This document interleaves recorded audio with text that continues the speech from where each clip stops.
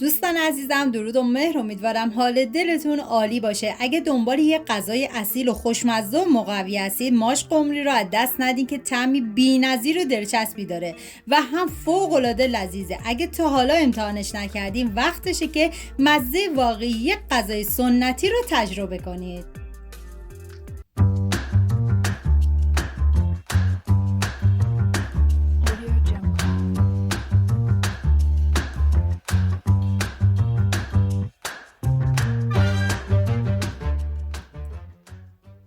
مواد لازم: ماش،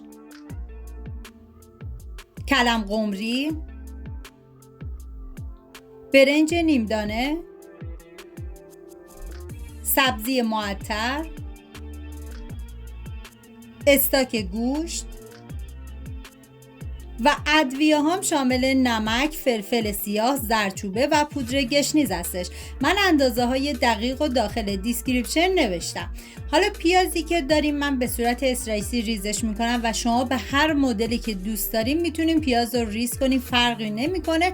فقط سعی کنید که از پیاز فراوان استفاده بکنید که طعم این غذا رو بی نهایت خوشمزه میکنه. من داخل قابلمه کره حیوانی ریختم و همیشه گفتم اگه براتون امکان داشت برای غذاهای سنتی از روغن و کره حیوانی استفاده بکنید، طعم غذا رو بی نهایت خوشمزه میکنه. پیازایی که ریز کردم و بهش اضافه میکنم، هم میزنم و میذارم تا پیازها کاملا سرخ بشه. و حالا ادویه ها رو بهش اضافه میکنم: زردچوبه، نمک، فلفل سیاه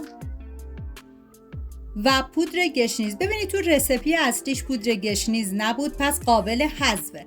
هم میزنم و میذارم ادویه ها تف بخورن و عطر ادویه ها آزاد بشه. و بعد از اون کلم قمری رو بهش اضافه میکنیم. ببینید من کلم قمری تازه نداشتم، فریزری داشتم و میریزم داخل قابلمه، هم میزنم و میذارم تا کلم قمری ها به مدت 5 دقیقه کاملا تف بخوره. و بهتون پیشنهاد میکنم که دست به کار بشین و این غذای فوق العاده مقوی و خوشمزه رو درست کنی که هر کی بخوره عاشقش میشه. و دوباره یه هم میزنم. دم اصفهانی‌های عزیزمون هم گرم با این غذای فوق‌العاده خوشمزه و لذیذشون که واقعاً عالی بود.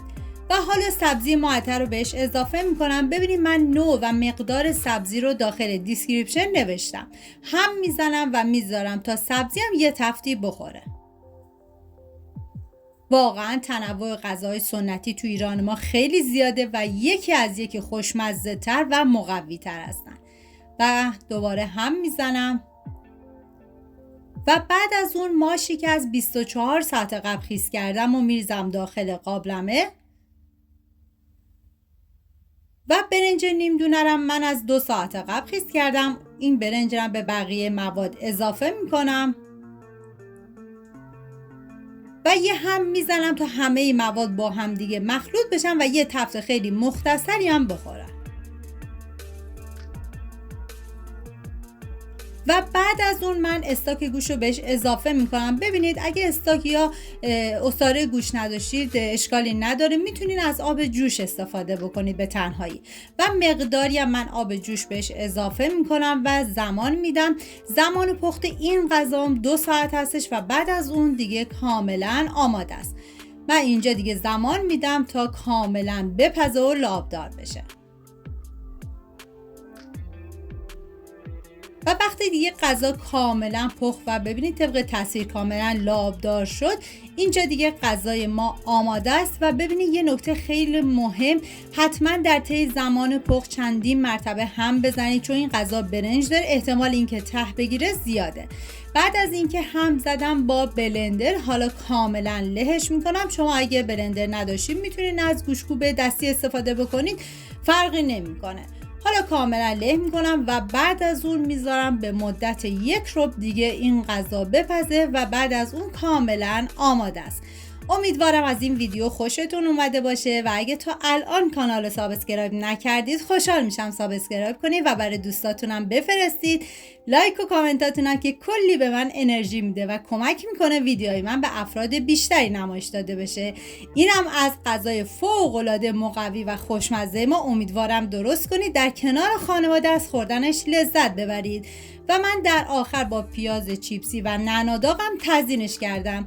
ممنون از همراهی همیشگیتون. تا یه خوشمزه دیگر، بدرود.